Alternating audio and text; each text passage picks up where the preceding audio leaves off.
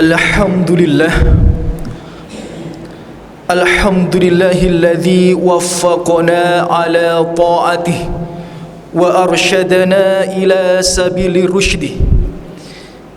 Segala puji hanya pantas dan tidak bosan-bosannya kita panjatkan kepada Allah Jalla Jalaluh, karena sampai saat ini, sampai siang hari ini, Allah masih memberikan kita taufik sehingga kita dimudahkan dalam rangka melaksanakan ketaatan-ketaatan kepadanya.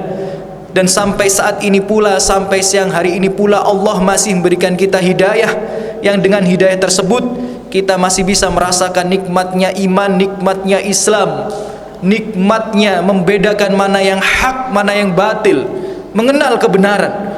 Yang itu semua termasuk nikmat yang terbesar yang dimiliki oleh seorang hamba yang beriman. Asyhadu an la ilaha illallah wahdahu la syarikalah wa asyhadu anna Muhammadan abduhu wa rasuluh. Allahumma salli wa sallim wa barik ala khairil anbiya'i wal mursalin nabiyina Muhammadin wa ala alihi wa ashabihi wa man tabi'ahum bi ihsanin ila yaumiddin, amma ba'd. Masyarul muslimin, sidang Jumat rahimani wa rahimakumullah. Sidang Jumat yang semoga Allah senantiasa menjaga kita semua, melimpahkan rahmatnya kepada kita semua. Perlu kita ketahui, Allah mewasiatkan berulang-ulang kali di dalam Al-Quranil Karim terkait wasiat takwa. Dan di antara wasiat-wasiat tersebut Allah berfirman yang berbunyi, a'udzubillahi minasyaitonir rajim, ya ayyuhalladzina amanu taqullaha haqqa tuqatih wa la tamutunna illa wa antum muslimun. Wahai orang-orang yang beriman, Allah Ta'ala sedang memanggil dan menyeru kita semua. Untuk apa seruan itu? Untuk sebuah perintah yang sangat mulia. Apa perintah itu? Ittaqullah, bertakwalah kalian kepada Allah Subhanahu wa ta'ala. Namun perlu kita ketahui saudara-saudaraku, perintah ini tidak hanya berhenti di titik itu saja. Ada kelanjutannya. Ketika Allah memberikan perintah bertakwalah kalian kepada Allah, Allah lanjutkan haqqa tuqatih, dengan sebenar-benarnya takwa.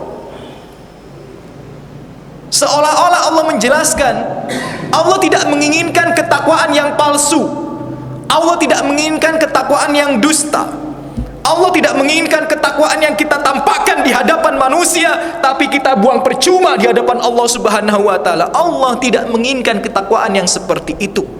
Yang Allah inginkan adalah ketakwaan yang ikhlas, yang kita persembahkan hanya untuknya Jalla Jalaluh. Wala tamutunna illa wa antum muslimun, dan jangan kalian mati, jangan meninggalkan dunia yang fana dan hina ini kecuali dalam keadaan beriman, dengan iman yang benar, kecuali dalam keadaan berislam. Ikhwanul muslimin, masyaratul muslimin, sidang Jumat rahimani wa rahimakumullah. Dalam kesempatan yang terbatas ini, dalam kesempatan yang mulia ini, kami ingin menyampaikan beberapa nasihat untuk diri kami pribadi dan antum semuanya. Nasihat ini berkaitan tentang salah satu rukun iman kita. Rasulullah sallallahu alaihi wasallam bersabda dalam sebuah hadis yang sahih terkait rukun iman, wa antu'mina billah. Rukun iman, pilar keimanan seorang muslim itu ada 6. Yang pertama apa? Beriman kepada Allah. Kemudian wa malaikatih, beriman kepada malaikat-malaikatnya. Kemudian wa kutubih, ya, beriman kepada kitab-kitabnya. Kemudian yang keempat wa rusulih, beriman kepada rasul-rasulnya. Yang kelima wal yaumil akhir, beriman dengan hari kiamat. Dan yang terakhir wa tu'mina bil qadri syarihi wa khairi, ya, dan beriman kepada takdir baik yang itu merupakan takdir baik ataupun merupakan takdir yang buruk. Salah satu daripada rukun iman itu, saudara-saudaraku, ya, rahimani wa rahimakumullah, adalah iman kepada hari akhir. Dari 6 rukun iman ini, satu saja kita mengingkarinya, maka batal keimanan kita pada Allah Subhanahu wa taala. Karena itu termasuk rukun iman, dan ini ijma ulama dari seluruh dunia. Dan ketika kita berbicara tentang iman kepada hari akhir, maka identik pembicaraan ini berkaitan dengan surga dan neraka. Pada kesempatan yang terbatas ini, yang mulia ini, ingin kami sampaikan bahwa para ulama menjelaskan manusia di akhirat itu, ya, manusia di akhirat itu dibagi menjadi 4 macam. Manusia di akhirat itu dibagi menjadi 4 macam. Dilihat dari bagaimana keadaan mereka nanti, ya, apakah di surga, apakah di neraka, ataukah lewat neraka dulu kemudian surga, atau sebagainya, ya. Ada 4 macam, dan mohon diingat-ingat, karena ini adalah masa depan kita nanti, ya, ya, yang kekal selama-lamanya.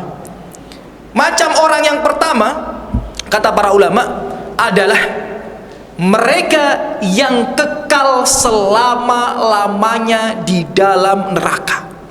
Kekal selama-lamanya di dalam neraka dan tidak bisa mencicipi surga sedikit pun, ataupun walaupun sebentar, tidak bisa. Nah, golongan yang pertama ini berdasarkan banyak sekali firman Allah dan hadis-hadis Rasulullah SAW. Salah satu di antaranya, Allah berfirman di surat Al-Maidah ayat 72. Apa kata Allah Subhanahu wa taala? Innahu may yusyrik billah. Sesungguhnya barang siapa yang berbuat kesyirikan, mati dalam keadaan syirik atau belum bertobat daripada kesyirikannya, apa kabar Allah Subhanahu wa taala? Faqad haramallahu alaihil jannah. Maka dia diharamkan baginya surga. Diharamkan baginya surga. Kemudian Allah melanjutkan untuk penguatan. Wa ma'wahun nar, dan tempat kembalinya itu di neraka. Wa ma lidzalimina min ansar, dan bagi orang-orang yang berbuat syirik itu, mereka tidak memiliki penolong seorang pun. Tidak bisa ditolong.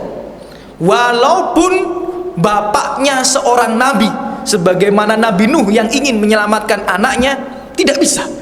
Walaupun anaknya, ya, anaknya itu seorang nabi, sebagaimana Nabi Ibrahim yang ingin menyelamatkan ayahnya, tidak bisa. Walaupun suaminya itu seorang nabi, sebagaimana Nabi Lut yang ingin menyelamatkan istrinya. Walaupun ponakannya itu seorang nabi, sebagaimana Nabi Muhammad alaihissalam ingin menyelamatkan pamannya dari siksa neraka, tidak bisa. Mengapa? Karena sudah menjadi ketetapan Allah dan sunnatullah itu tidak akan berubah. Mereka yang mati dalam keadaan syirik atau belum bertobat daripada kesyirikannya, mereka diharamkan baginya surga, kekal selama-lamanya di neraka, dan tidak memiliki pemberi syafaat, tidak memiliki seorang penolong pun. Maka masyarul muslimin sidang Jumat rahimani wa rahimakumullah, hendaknya kita sangat berhati-hati daripada dosa syirik itu sendiri, ya, sangat berhati-hati. Bahkan di dalam Al-Quran, Nabi Ibrahim alaihissalam itu Allah abadikan berdoa beberapa kali, ya. Apa doa diantaranya adalah agar dia dan anak-anaknya selamat daripada kesyirikan, tidak jatuh ke dalam kesyirikan. Padahal selevel Nabi, apalagi kita. Maka hendaknya kita berhati-hati daripada dosa syirik, karena dosa syirik ini hukumannya terlalu berat, terlalu berat, kekal selama-lamanya di neraka. Mungkin ada pertanyaan, bagaimana Ustadz jika dia adalah orang yang baik? Bagaimana jika dia membangun masjid? Bagaimana jika dia memberikan makan kepada janda dan anak yatim? Bagaimana jika dia berbakti kepada orang tuanya? Maka jawabannya sama, dia akan kekal selama-lamanya di neraka dan tidak mungkin bisa masuk surga, karena Allah yang menjelaskan sedemikian. Dalam salah satu firman-Nya Allah mengatakan, walaqad uhiya ilaika wa ilal ladina min qablik, telah kami wahyukan, telah kami tetapkan untukmu dan umatmu dan juga umat-umat sebelummu wahai Muhammad. Apa yang sudah menjadi ketetapan Allah? La in asyrakta la yahbaton amaluk. Kalau engkau berbuat kesyirikan dan mati di atas kesyirikan itu, atau belum bertobat daripada kesyirikan itu, maka seluruh amal ibadahmu akan kami hapuskan. Allah yang mengatakan, saudara-saudaraku. Jadi sebaik apapun manusia, tapi jika dia jatuh ke dalam kesyirikan, maka sia-sia kebaikannya. Asal kita tahu, seandainya Abu Thalib itu masuk Islam, mungkin dia akan berada di surga yang paling tinggi bersama Rasulullah SAW. Karena pengorbanannya begitu besar. Bahkan keislaman kita, hadirnya kita untuk melaksanakan sholat Jumat pada siang hari ini, itu ada andilnya beliau.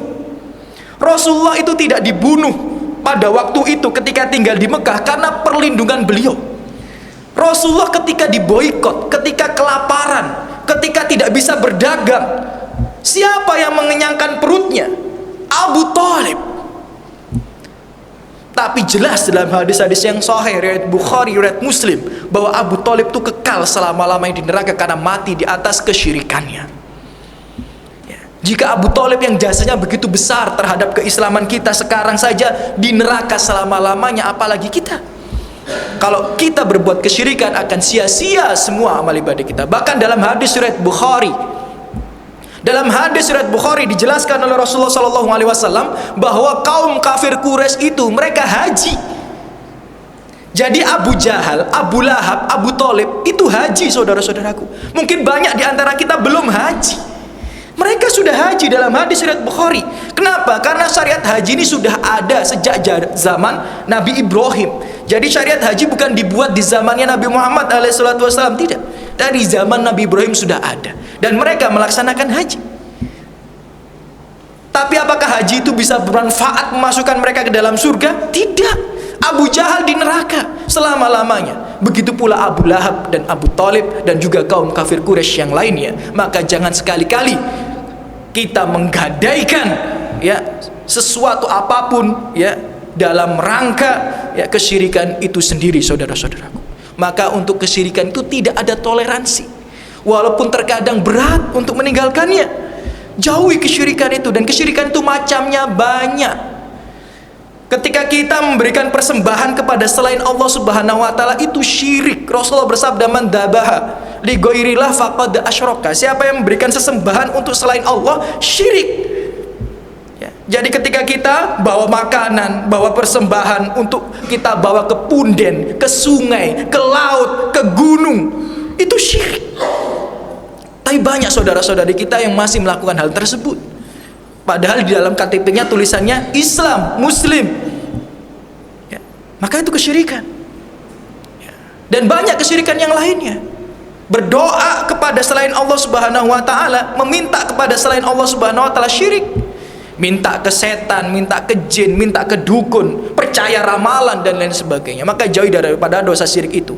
Karena macam yang pertama daripada orang di akhirat nanti itu, dia akan kekal selama-lamanya di neraka dan diharamkan baginya mencicipi surga walaupun hanya secuil, walaupun hanya sekejap.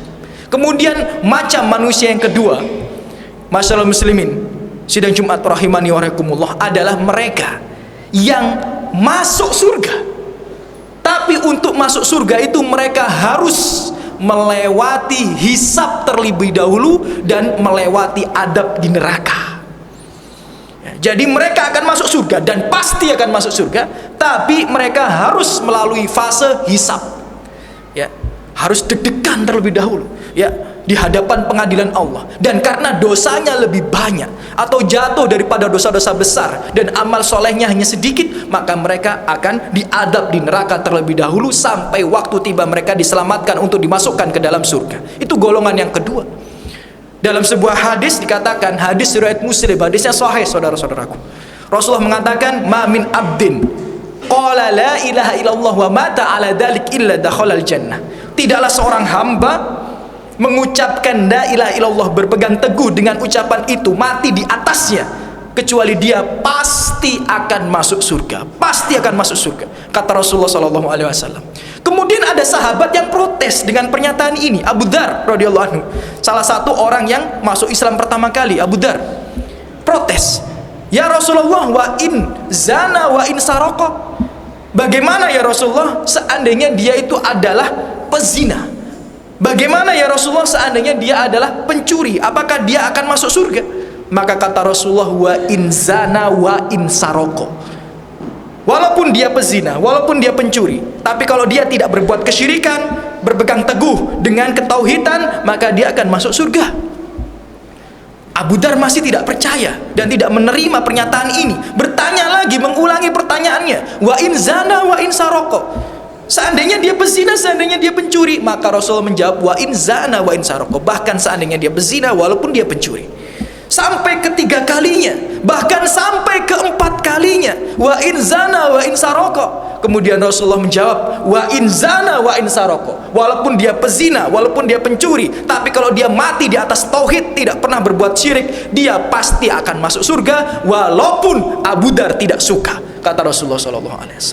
Maka sangat luar biasa keimanan itu, saudara-saudaraku. Ya. Jangan sampai kita jatuh ke dalam kesyirikan, apapun resikonya. Walaupun terkadang kita akan dicaci maki oleh kerabat kita, kadang kita dibully oleh saudara kita, kadang kita diomongin, digunjing, digibahin oleh tetangga dan teman-teman kita. Tapi kalau urusan kesyirikan, itu prinsip yang harus kita pegang teguh, tidak pernah kita mencicipinya.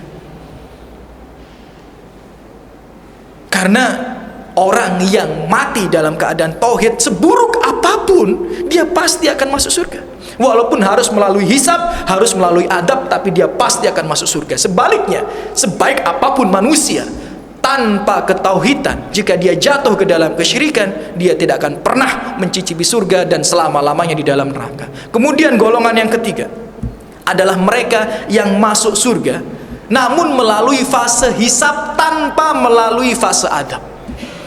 Jadi dia melalui fase hisab, deg-degan dia di hadapan pengadilan Allah, dihitung amal solehnya, dihitung kemaksiatannya, ditimbang amal kebaikannya, ditimbang amal keburukannya. Jantungnya mungkin akan mau copot itu, ya, karena semua yang ia tutupi diungkapkan oleh Allah Subhanahu wa Ta'ala. Tapi karena kebaikannya lebih berat, dia dimasukkan surga tanpa adab. Dan dalilnya di surat yang kita semua sudah hafal, di surat Al-Qari'ah, fa amma man saqulat mawazinuhu fa huwa fi 'ishatir radiyah. Siapa yang nanti ketika dihitung, ketika ditimbang amal kebaikannya itu jauh lebih berat daripada amal keburukannya, dia akan masuk surga, mendapatkan ridho Allah Subhanahu wa Ta'ala di tempat yang indah tanpa melalui fase adab sama sekali. Walaupun pendosa, Ustaz, walaupun pendosa, karena amal solehnya banyak, karena dia tidak jatuh dalam dosa-dosa besar, kata para ulama. Dan barang siapa, ya, wa amman hafat mawazinu, yang timbangan kebaikannya itu ringan, timbangan keburukannya lebih berat, dia akan masuk neraka. Sebagaimana golongan yang kedua tadi, dia melalui fase hisab, melalui fase hadab, tapi kalau tanpa kesyirikan, dia akan masuk surga Allah Subhanahu wa Ta'ala, walaupun dia pezina, walaupun dia pencuri. Dan yang mengatakan bukan saya, saudara-saudaraku, Rasulullah SAW, hadis sahih riwayat Muslim. Dan golongan yang terakhir, yang nomor 4, ya, atau macam manusia di akhirat yang nomor 4 adalah mereka yang masuk surga tanpa fase hisab, tanpa fase adab. Sebagaimana hadis riwayat Bukhari, hadisnya cukup panjang. Diceritakan di situ bahwa Rasulullah ditampakkan bagaimana keadaan para nabi dan umatnya di hari kiamat. Kemudian Rasulullah melihat ada seorang nabi yang tanpa memiliki umat seorang pun. Kemudian Rasulullah melihat seorang nabi yang diikuti umat hanya seorang saja atau 2 orang saja. Kemudian Rasulullah melihat ada seorang nabi yang diikuti oleh umat yang begitu banyaknya. Beliau mengira itu mungkin masa depanku, tapi ternyata bukan. Itu adalah Nabi Musa alaihissalam. Ya. Kemudian Rasulullah ditampakkan, ya, masa depan umatnya itu seperti apa, dan ternyata umatnya sangat banyak sekali. Yang paling banyak adalah umat Rasulullah SAW. Kemudian disampaikan kabar gembira kepadanya di antara seluruh umat Rasulullah dari 1400 tahun yang lalu sampai sekarang atau sampai hari kiamat nanti, ya, dikatakan ada 70.000 di antaranya masuk surga tanpa hisab dan tanpa adab. Jadi tak perlu fase deg-degan, nggak ada itu deg-degan. Ya. Langsung nunggu di depan pintu surga, nunggu Rasulullah SAW membuka pintu surga itu, dan itu ada 70.000. Dan di dalam riwayat yang lainnya Rasulullah meminta lagi supaya ditambah dari 70.000 itu. Maka dijelaskan dari 1.000 orang boleh mencari 70.000 orang yang lainnya yang hampir sama seperti mereka. Maka apabila kita hitung dan kita total sekitar 4.900.000 orang. Di antara mereka itu dikatakan oleh Rasulullah SAW ciri-cirinya ada 4 orang. Hadisnya sahih riwayat Bukhari. Yang pertama, la yastarqun, tidak bermudah-mudahan meminta ruqyah. Dikit-dikit minta diruqyah, dikit-dikit minta diruqyah, seolah-olah tidak bertawakal kepada Allah Subhanahu wa taala. Kemudian yang kedua, layak tahun, tidak minta diobati dengan pengobatan kai. Apa pengobatan kai itu? Ada di Arab sampai sekarang. Besi dipanaskan kemudian ditusukkan di anggota badan manusia itu. Ya. Kemudian yang ketiga, la yatatoyyarun, tidak bertatoyur. Apa tatoyur itu? Tatoyur itu adalah kebiasaan orang Arab terdahulu. Jadi mereka kalau mau safar, saudara-saudaraku, mereka mengambil seekor burung. Misal safarnya itu ke arah timur, ya kan? Kemudian mereka lempar burung itu ke arah timur. Ternyata ketika burung itu malah terbangnya ke arah barat atau terbangnya ya ke arah kirinya mereka, maka mereka tidak jadi safar. Besoknya diulangi lagi, diambil burung lagi, dilempar lagi. Kalau dia terbangnya ke kiri atau ke belakang, ya, maka dia tidak safar. Tapi kalau besoknya dilemparkan burung itu, dia mau safar ke timur, dilempar dia ke arah timur atau terbang ke arah kanan, maka dia safar. Inilah namanya tatoyur. Maka semua hal yang mirip sedemikian dihukumi tatoyur. Makna tatoyur adalah beranggapan sial terhadap sesuatu yang tanpa dalil, tidak ilmiah. Ya, itu namanya tatoyur. Nggak boleh. Ya. Itu termasuk bentuk kesyirikan. Walaupun sebagian ulama berbeda pendapat apakah ini syirik kecil atau syirik besar. Ala kulli hal, yang penting ini adalah kesyirikan. Hendaknya kita tinggalkan. Apa contoh tatoyur yang lainnya? Banyak, saudara-saudaraku. Kalau kita ke Jakarta, kalau kita ke Surabaya, kita naik ke apartemen, sering kita lihat ya bahwa tombol lift itu tidak ada lantai 13. Setelah lantai 12 langsung lantai 14. Itu namanya tatoyur. Karena apa? Menganggap 13 itu angka sial. Tatoyur itu namanya. Ya. Kalau kejatuhan cicak dibilang sial, itu tatoyur. Nggak ada dalilnya. Ya.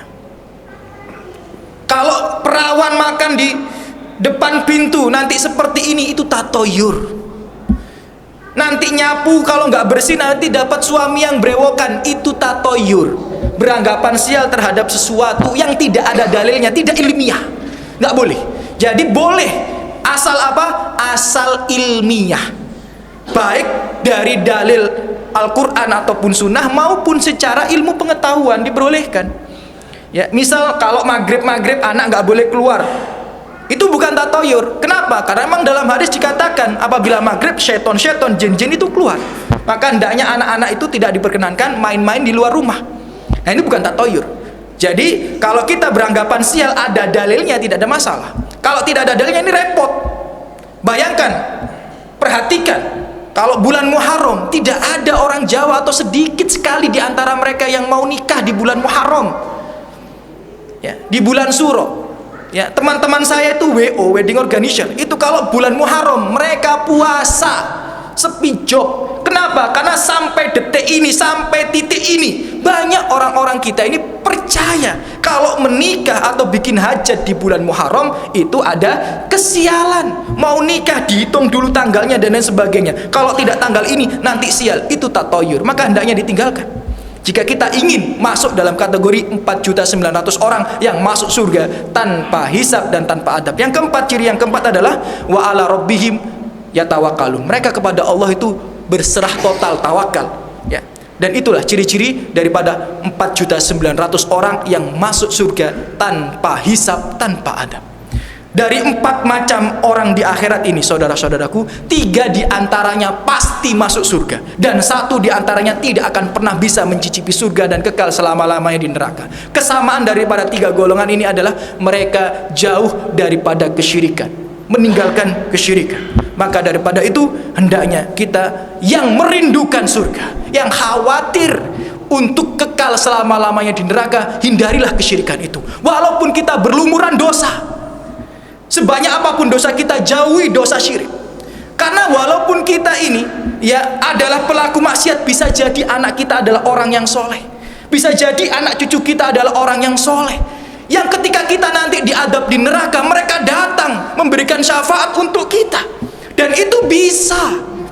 Dalam hadis riwayat Muslim dikatakan ada orang dimasukkan surga, kemudian bertanya-tanya, "Annalaki hada, kok bisa saya sampai di sini?" Karena dulu mungkin dia merasa banyak maksiatnya, banyak dosanya. Dikatakan bi istighfari waladika, karena anak keturunanmu terus memohon supaya kamu diselamatkan dari neraka. Terus memohon. Maka sebanyak apapun dosa kita, jangan pernah jatuh daripada dosa syirik. Karena dosa syirik itu menghambat kita mendapatkan syafaat. Sedangkan jika kita mati tidak membawa dosa syirik, seburuk apapun kita, bisa jadi anak kita datang menyelamatkan kita, atau teman kita. Bahkan dalam sebuah riwayat hadis riwayat Tirmidzi, tafsir daripada surat Al-Mudaththir, dikatakan ya, nanti ada orang yang saking solehnya dia diperbolehkan jalan-jalan ke neraka untuk menyelamatkan siapapun yang dia kenal. Ternyata sampai situ dia dipanggil oleh seorang, ya fulan, kenal kamu sama aku, ingat kamu sama aku. Siapa kamu? Aku dulu pernah datang ngasih makan kamu saat kamu lapar. Kemudian dia memohon pada Allah diselamatkan dia dari neraka hanya karena seporsi makanan. Dia jalan lagi, dipanggil lagi, ya fulan, ingat aku kamu. Siapa kamu? Dulu kamu pernah haus, aku datang membawa segelas air. Hanya karena segelas air dia diselamatkan dari neraka. Syaratnya apa? Jangan pernah berbuat syirikan, apapun risikonya. Aku lu qouli hadza. Barakallahu lakum fil Qur'anil Karim wa nafa'ani wa iyyakum bima fihi minal ayati wa dzikril hakim. Astaghfirullah li wa lakum lisa'il muslimin fastaghfiruh innallaha huwal ghafurur rahim.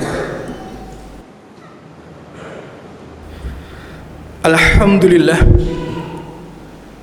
Alhamdulillahi rabbil alamin wal aqibatu lil muttaqin. Asyhadu an la ilaha illallah wahdahu la syarika lah wa asyhadu anna Muhammadan abduhu wa rasuluh. Allahumma salli wa sallim wa barik ala habibina al-Mustafa Rasulillah Muhammad bin Abdullah wa ala alihi wa ashabihi wa man tabi'ahum bil huda ila yaumil qiyamah, amma ba'd. Masyaallah muslimin, usikum wa iyaya bittaqwallah faqad fazal muttaqun. Kami menasihati diri kami pribadi dan antum sekalian untuk senantiasa menjaga ketakwaan itu dan terus meningkatkannya. Karena hanya orang bertakwalah yang Allah berikan kemenangan. Hanya orang bertakwalah sebagaimana firman Allah Subhanahu wa taala, wal aqibatu lil muttaqin, yang akan Allah berikan akhir yang indah dalam perjalanan hidupnya. Dan Allah taala berfirman dalam salah satu ayatnya, berbunyi, ya ayyuhalladzina amanu taqullah wal tandur nafsum ma qaddamat ligad. Wahai orang-orang yang beriman, bertakwalah kalian kepada Allah, dan hendaknya setiap pribadi itu memperhatikan apa yang sudah ia siapkan untuk hari esok. Allah mengingatkan kita apa yang sudah kita siapkan untuk hari esok. Ketika kita mau safar ke Jakarta misal 1 pekan, persiapan kita ini bisa 2 hari. Ketika kita safar mau haji, persiapan kita bisa 1 bulan. Ketika kita safar menuju negeri akhirat, apa saja yang sudah kita bekalkan? Bisa kita buka di surat Al-Ma'arij tafsirnya. Tafsir surat Al-Ma'arij. Perjalanan manusia itu panjang sekali. Salah satu di antaranya adalah padang mahsyar. Dan dijelaskan dalam tafsir itu, padang mahsyar saudara-saudaraku, lamanya di sana itu 50.000 tahun. Hanya di padang mahsyarnya saja. Belum nanti kita antri di telaga Nabi, belum nanti kita antri di pengadilan Allah, di penimbangan amal-amal kita. Belum nanti kita akan ditempatkan di tempat yang gelap, yang banyak manusia tersesat kecuali membawa cahaya keimanan dan cahaya amal solehnya. Belum nanti kita antri untuk menyeberangi Shiratal Mustaqim. Belum nanti kita itu menunggu pintu surga itu dibuka oleh Rasulullah SAW. Panjang sekali perjalanan kita ini. Bahkan dalam riwayat yang lain dikatakan juga, di tempat yang gelap itu ada orang tersesat selama 50.000 tahun. Padahal 1 tahun aja begitu lama. Maka benar kata Allah Subhanahu wa taala, apa yang sudah kalian siapkan untuk hari esok? Yang begitu panjang itu, yang begitu dahsyat itu. Wattaqullah, dan bertakwalah kalian kepada Allah. Innallaha khabirum bima ta'malun. Sesungguhnya Allah Maha mengetahui dan akan mengabarkan semua yang kita kerjakan di dunia ini. Masyaallah muslimin sidang Jumat rahimani wa rahimakumullah. Bukti cinta sejati yang Allah gambarkan di dalam Al-Qur'an, salah satu di antaranya adalah cintanya Nabi Ibrahim alaihissalam kepada bapaknya. Apa kata Allah Subhanahu wa taala menggambarkan cintanya Nabi Ibrahim, atau mengutip kalimat Nabi Ibrahim kepada bapaknya itu? Inni akhafu ayyamassaka adab minar rahman. Wahai ayahku tercinta. Bahkan dikatakan di situ ya abadi, panggilan sayang kepada bapaknya. Wahai ayahku tercinta, sungguh aku ini khawatir, aku ini takut. Apa yang aku khawatirkan? Apa yang aku takutkan? Kata Nabi Ibrahim, engkau nanti di hari kiamat itu mendapatkan adab yang kekal dari Allah Subhanahu wa taala karena mati dalam keadaan syirik. Maka bukti cinta kita kepada keluarga kita, pastikan mereka tidak jatuh ke dalam kesyirikan. Pastikan mereka tidak jatuh dalam kesyirikan.